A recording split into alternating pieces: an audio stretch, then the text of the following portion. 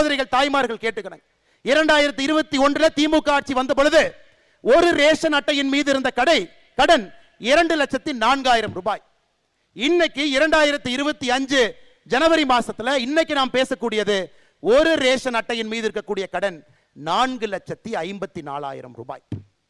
2,04,000 ரூபாய் ரேஷன் அட்டையின் மீது இருந்த கடன் இன்னைக்கு 4,54,000. எவ்வளவு ஏத்திருக்கிறீங்க?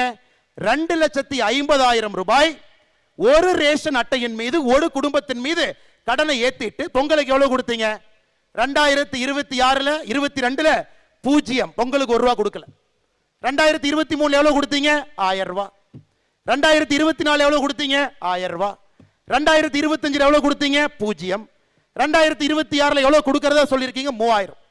மொத்தமா 5000 ரூபாயை கொடுத்துட்டு 2,50,000 ரூபாய் எங்க தலைமையில கடன் வச்சீங்க இல்லைங்க ஐயா. அதனால தாங்க ஐயா திமுக நீங்க கில்லாடி.